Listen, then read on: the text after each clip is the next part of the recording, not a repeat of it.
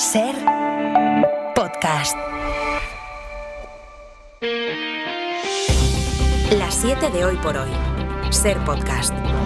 Hola, muy buenos días. Hoy es el día después de la sentencia, el día de todas las reacciones, cuando veremos en el Congreso la última sesión de control al gobierno de este año, donde Sánchez y Feijóo se enzarzarán seguro después de la sentencia al exfiscal general del Estado, que conocimos ayer y en cuyo detalle vamos a entrar ahora mismo. Pero antes, vamos a empezar por una noticia que hemos conocido esta madrugada, la muerte de una voz clave en nuestra cultura, que ha marcado a varias generaciones y que abrió una vía propia en la historia del rock español. Ha muerto Robe Iniesta, líder de Extremoduro. Tenía 63 años, Pepa Blanes. Hoy despedimos al último gran filósofo, al último gran humanista y liderato contemporáneo en lengua hispana y al cantante cuyas melodías han estremecido a generaciones y generaciones. Dice el comunicado en el que su familia y amigos despiden a Robe Iniesta Ojea, conocido como Robe, el carismático fundador y alma de Extremoduro, que ha muerto este miércoles a los 63 años. Publicó discos emblemáticos con la banda como Del Toya, Gila o Yo, Minoría Absoluta, consolidándose como un referente del rock español. A lo largo de su carrera se destacó como uno de los letristas más influyentes del panorama español, capaz de transformar sus experiencias personales en conflictos existenciales que acompañaban a toda una generación. Poesía directa y visceral, como le gustaba decir. Pues esa es la noticia con la que despierta el día. Ha muerto Robe Iniesta.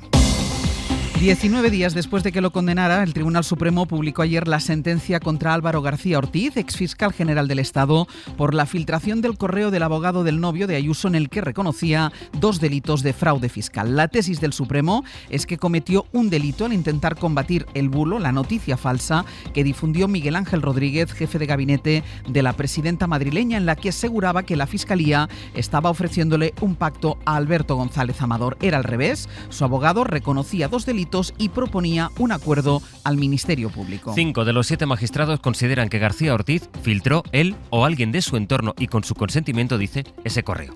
Que se lo filtró a la SER, a pesar de que el periodista de la SER que dio la información, Miguel Ángel Campos, lo desmintió en el juicio. El tribunal da veracidad a Campos y al resto de periodistas que negaron que el filtrador fuera el fiscal, pero llegan a la conclusión de que tuvo que ser él quien lo hizo o quien lo permitió, porque no ven alternativa razonable, aunque no hay ninguna prueba que lo acredite.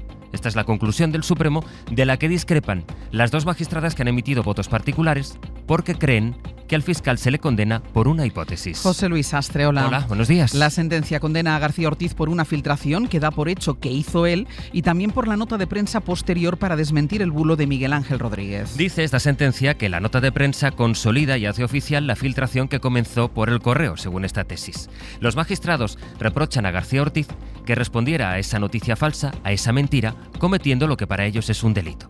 El tribunal se ampara en las prisas por recabar los correos, en que los conocían muy pocas personas, en el borrado del teléfono de García Ortiz y en su negativa a contestar a las preguntas de las acusaciones. Las magistradas que discrepan de la sentencia creen que la publicación de la nota de prensa no es delito e insisten en que no hay ninguna prueba contra García Ortiz. De manera que dejan por escrito que las conclusiones que alcanzan los otros 5 magistrados suponen, a su entender, una vulneración del derecho a la presunción de inocencia y que en concreto con la llamada telefónica de Campos optan por la opción más perjudicial para el ya exfiscal general. El Partido Socialista dice que acata la sentencia pero no la comparte. Pedro Sánchez salió anoche a defender de nuevo la inocencia de García Ortiz a pesar de la condena. Cree el presidente del gobierno que hay que poner el foco en Isabel Díaz Ayuso. ¿Y hoy dan lecciones de qué?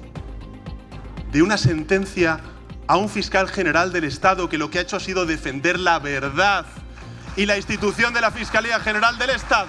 Si quien tiene que pedir perdón es la señora Ayuso y quien tiene que exigir responsabilidad de la señora Ayuso es el señor Feijóo. Ayuso dice que ha funcionado el Estado de Derecho a pesar de Pedro Sánchez. Es muy triste que hayamos tenido que llegar a esta situación, decirle que no se puede utilizar la Fiscalía General para atacar a un adversario político, que estas prácticas no pueden consentirse y que por eso han dado la vuelta al mundo. Esto hace caer a plomo a un gobierno en cualquier democracia liberal y no nos podemos acostumbrar, por tanto. En lo que respecta a la causa por fraude de su pareja, de González Amador, el Supremo lo deja claro, no podrá utilizar esta condena para intentar anular su proceso por fraude. Pedro Jiménez. El Supremo frustra en esta instancia que el novio de Ayuso pueda, y es literal, obtener algún rendimiento defensivo de este proceso de cara al que se sigue contra él. Se refiere al juicio que tiene a la vuelta de la esquina por un presunto delito de fraude fiscal cometido al dejar de pagar al fisco 350.000 euros de los 2 millones que se embolsó con la venta de mascarillas en lo peor de la pandemia. Serán los juzgados de Madrid los que analicen las consecuencias, pero aquí la sentencia reprocha a Alberto González Amador los tintes exageradamente tremendistas que usa para reclamar la vulneración del derecho de defensa con la filtración del correo en el que admitía sus delitos. La sentencia reconoce que el contenido del mail nunca debió hacerse público y que puede lastrar sus estrategias defensivas, pero basta, añade, con la imposibilidad de utilizar como prueba en el proceso ese mensaje. Así empieza el miércoles, es 10 de diciembre. Hoy por hoy noticias. Ser Podcast. La falta de unanimidad en la resolución, lejos de calmar los ánimos en la Fiscalía, ha aumentado la brecha que ya separaba a los fiscales. Los representantes de las diferentes asociaciones pasaron anoche por hora 25. Isabel Fernández Pedrote, buenos días. Hola Ángeles, buenos días. La asociación mayoritaria cree que se ha hecho justicia, pero el presidente de la Unión Progresista de Fiscales, Félix Martín, dijo anoche que se ha vulnerado el derecho a la presunción de inocencia del fiscal y que se ha invertido la carga de la prueba. Nadie tiene que demostrar que es inocente. Es el Estado el que tiene que demostrar la culpabilidad sin ninguna duda. Y esto no por probabilidad, sino con una certeza. Dice que la sentencia se basa en una hipótesis y no en pruebas sólidas. Esto lo negaba anoche con rotundidad la presidenta de la Asociación Conservadora, la Asociación de Fiscales, que es la mayoritaria. Me parece que se hace un esfuerzo por parte del tribunal de desgranar todos los indicios existentes, invalidar, por así decirlo, aquella oposición que se hace por parte de la defensa respecto a las pruebas aportadas por la acusación y al final una conclusión de condena. Ella es Cristina Dexeus. Estuvo también en hora 25 el catedrático de Derecho y exletrado del Constitucional Joaquín Urías. Todo el mundo sabe que es una sentencia en la que no solamente se está juzgando un caso de posible revelación de secretos, sino que tiene mucha más trascendencia. Fíjense que a diario en nuestros tribunales se están filtrando cosas mucho peores. Todo se filtra en España. Muchos de los que han firmado esta sentencia, cualquier periodista sabe que son los primeros que filtran. Las 7 de Hoy por Hoy. Ser Podcast. El hombre que redactó los protocolos para residencias de ancianos durante la pandemia en Madrid, los famosos protocolos de la vergüenza, declaró ayer ante el juez que él sí advirtió de que eran discriminatorios. Ayer tenían que declarar otros 2 exaltos cargos, pero no se presentaron. Entre ellos el responsable de firmarlos, que era Carlos Moore. No declaró ni él ni el entonces responsable del Suma 1-2, porque el juzgado no es capaz de localizarlos. La acusación va a pedir una orden de busca y captura. Radio Madrid, Lidia Payo. Martínez Peromingo, que fue quien redactó los protocolos, declaraba este martes que eran discriminatorios y que así lo avisó en reiteradas ocasiones. También que la mayoría de las residencias no estaban medicalizadas por falta de recursos. Alejandra Jacinto es abogada de las familias. Básicamente lo que ha hecho ha sido incriminar a Moore, defender que los protocolos eran discriminatorios porque excluían y discriminaban a las personas que en función de sus patologías, en función de su dependencia, no eran aptos para ser trasladados a hospitales. A la salida de la vista, Ángela, hija de un residente fallecido sin ser derivado al hospital, valoraba la ausencia de 2 de los investigados. Que son unos verdaderos impresentables, pero quien fue capaz de aprobar aquello eran homicidios encubiertos, pues es capaz de todo, sin ningún tipo de empatía. Es la tercera vez que Carlos Moore y Pablo Busca eluden la acción de la justicia, por lo que las familias han solicitado al juzgado que emita una orden de búsqueda y captura contra los 2 exaltos cargos del gobierno de Ayuso. Hoy por hoy noticias. Ser Podcast. El Ministerio de Sanidad va a poner la lupa sobre el Grupo Quirón en la Comunidad de Madrid. Casi 1/3 de los hospitales públicos en España están ya gestionados por empresas privadas y ahora el Ministerio de Mónica García quiere ampliar la investigación por el caso de Torrejón a todo Madrid. Preocupan varios puntos de España, sobre todo la capital y la Comunidad Valenciana. Mariola Lourido. La ministra de Sanidad considera que Madrid y en menor medida Valencia representan los desmanes y la depredación que están haciendo las empresas privadas de la sanidad pública. Mónica García ampliará la inspección iniciada en Torrejón también a los hospitales madrileños gestionados por Quirón, el grupo relacionado con el novio de Ayuso. No son rencillas entre directivos, es el resultado de un modus operandi que intenta parasitar nuestro sistema público a través de la cuenta de resultados de las empresas privadas. Quirón y Rivera son las 2 caras de la misma moneda. La colaboración público-privada ha pasado de ser un recurso excepcional a una práctica estructural, advierte un informe de Sanidad El 30% de los hospitales del Sistema Nacional de Salud están gestionados por la sanidad privada. El gasto en estos centros ha aumentado un 84% en una década hasta llegar a los 5.000 millones de euros. 7:10 de la mañana, 6:10 en Canarias. Miles de médicos afrontan hoy la segunda de 4 jornadas de huelga convocadas para protestar contra el nuevo estatuto marco que propone la ministra Mónica García. Según los convocantes, el seguimiento ha estado por encima del 60%, por debajo del 35%, según los gobiernos regionales, y con servicios mínimos del 100% en urgencias. La ministra insiste en que el texto incorpora todas las demandas de los profesionales que están en su mano atender, porque otras dependen de las comunidades o incluso de otros ministerios. Coincidiendo con esta huelga, Cataluña atraviesa la que es ya su peor epidemia de gripe de los últimos 15 años. Desde hoy es obligatorio llevar mascarilla en los centros de salud, hospitales y residencias de mayores como medida para intentar frenar los contagios. La previsión es que el número de contagios e ingresos siga subiendo. Radio Barcelona, Soledad Domínguez. El incremento de casos de gripe empezó hace 6 semanas, pero en los últimos 7 días el crecimiento dibuja una curva casi vertical. Se han detectado 308 casos por cada 100.000 habitantes. La semana anterior hablábamos de 138 casos. Por grupos de edad, donde el virus está circulando más intensamente, es entre los niños de hasta 14 años, aunque la mayoría de hospitalizaciones afectan a los mayores de 60. El pico de contagios supera el de las 3 temporadas anteriores. Por eso Salud ha decidido rescatar el uso de la mascarilla, que será obligatoria a partir de hoy. En solo 9 días, 5 mujeres han sido asesinadas en España por violencia machista. La última se llamaba Sayuri, tenía 36 años y su marido la mató ayer en el piso donde vivían en l'Hospitalet de Llobregat. Se ha decretado un día de luto oficial. Radio Barcelona, Andrea Villoria. Banderas a media asta y actos suspendidos en l'Hospitalet por el crimen de Sayuri, que tenía 3 hijos en Colombia, su país de origen, y que ahora son huérfanos de madre. Hacía 2 años que la joven había llegado a Cataluña para trabajar. Aquí vivía con su tía y su prima, haciendo trabajos precarios para poder enviar dinero a su familia. En marzo llegó también su marido, que ayer a las 6:30 de la mañana la asesinó. Tuvieron que ser sus familiares desde la calle ante el piso que compartían con ella y que revisaba la policía quienes dieran la mala noticia a los padres de Sayuri por teléfono, entre lágrimas y sollozos y sin ningún tipo de ayuda psicológica ni municipal ni de la policía. Hoy por hoy noticias.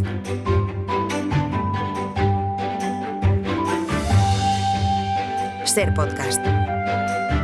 Hoy las noticias en este tramo de radio llegan desde Extremadura con José Emiliano Barrena. Buenos días. ¿Qué tal? Buenos días. Y desde Galicia con Ricardo Rodríguez. Richie, buen día. Hola, buen día, Ángels. Voy a empezar contigo con esa sorpresa que ha dejado los temporales, porque en Muxía se ha descubierto una baliza enorme, que acabo de ver la imagen, sí, de 6 metros procedente de Estados Unidos. Una enorme baliza de las que se utilizan para señalar las entradas y salidas en los puertos ha aparecido en un acantilado de la playa de Nemiña, en Muxía. Lo curioso, Ángels, es que esa baliza procede de algún puerto estadounidense y llegó a la costa gallega arrastrada por los fuertes temporales. 6.000 kilómetros de distancia ha recorrido a través del océano, la distancia que separa ambas costas, hasta ser descubierta este martes por un antiguo percebeiro. La virulencia de los temporales no ha afectado, eso sí, a la placa de la baliza, que sigue luciendo con el nombre de procedencia. Las olas la dejaron encajonada contra las rocas en un lugar que se conoce como Furado Grande, en la punta de Almacén, un agujero grande que ahora está cubierto por esa enorme baliza de color rojo. Realmente es que es enorme, arrastrada durante todos estos kilómetros.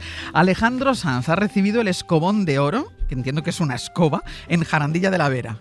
Una distinción que le ha otorgado la localidad cacereña de Jarandilla, que se otorga con motivo de la fiesta de los escobazos, declarada de interés turístico nacional, un premio con el que se reconoce la labor del artista, el cual ha llevado el nombre del pueblo allá donde va. Y es que Alejandro Sanz tiene una casa en este municipio extremeño desde hace casi 20 años. Aquí prepara sus giras y hay vecinos que trabajan en su finca. En la localidad lo consideran un vecino más. Sabéis que os quiero mucho y que allí he encontrado un remanso de paz y un montón de amigos, y quiero agradeceros este reconocimiento tan bello. Disfruten mucho de sus fiestas, que son maravillosas, únicas en el mundo. Manuel y Pepa, los tíos del artista, han sido los encargados de recoger el premio, que pasan todo el año allí en Jarandilla. Alejandro Sanz agradecía este premio, el cual ha bautizado este paraíso extremeño como la Toscana extremeña.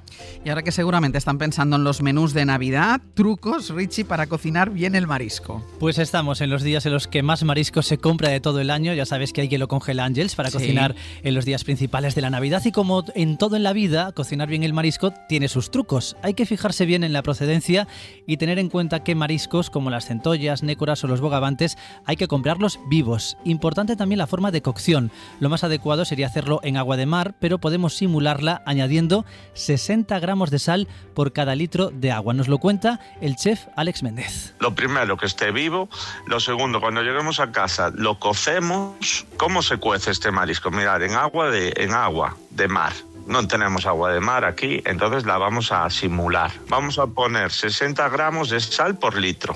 Un par de trucos más, añadir siempre un poco de laurel y no echar el marisco vivo en el agua hirviendo para evitar que se desprendan las patas y que quede demasiado salado. Si seguimos estas recomendaciones, sinónimo casi de éxito asegurado estas Navidades. De triunfo. Y llega uno de los momentos más especiales del yacimiento de Huerta Montero, una cámara funeraria prehistórica en la que el sol de invierno se va a colar en los próximos días. Fijaos, el monumento megalítico con más de 4.600 años de historia, ubicado en la localidad pacense de Almendralejo, vive durante estos días el momento más especial y mágico del año con el solsticio de invierno. Durante estas semanas son los únicos momentos donde los rayos de sol iluminan la cámara funeraria. El sepulcro, descubierto en 1988, está considerado como uno de los enterramientos colectivos más singulares de la península ibérica. Para poder verlo hay que ir de 9 de la mañana a 10:30, si no, el sol no entra. Si no, no lo vamos a ver. Si no, Richie, no. José Emiliano, gracias. Adiós. Y vamos ya con nuestra recomendación cultural para empezar el día. Hoy Pepa Blanes nos propone la segunda parte de una serie. Después de una primera temporada que fue todo un éxito de crítica, premios y espectadores, vuelve La Ruta, la serie que se centraba en esa ruta del bacalao valenciana y en los jóvenes que la vivieron. Ahora hemos cambiado de década, estamos en los 90 y despacio nos vamos a Ibiza. Dentro de Ibiza hay como varias Ibizas, ¿vale? Como contenidos, por lo menos 5. Alex Muner sigue siendo el personaje que vertebra esta ficción creada por Borja Soler, donde le vemos enfrentarse a una crisis de madurez ante la paternidad, mientras compite con los DJs ingleses que han colonizado la isla y recuerda a su padre, al que nunca conoció. El contexto de esa Ibiza nos permitía realmente explorar muchas cosas y ya os digo, o sea, a nivel emocional de estos personajes que se encuentran allí, ¿no? En una España que parece que está mirando al futuro, aunque todavía no, en plena dictadura. Pero hay esta especie de oasis que significa Ibiza, ¿no? La serie transita entre los 90 y los 70, cuando empezó en pleno franquismo la construcción masiva en una isla que hoy grita ayuda por todos lados, infectada de turistas y de ladrillo, y de nuevo la fiesta y la música tienen en esta temporada un gran papel. Para no perderte ningún episodio, síguenos en la aplicación o la web de la SER, Podium Podcast o tu plataforma de audio favorita.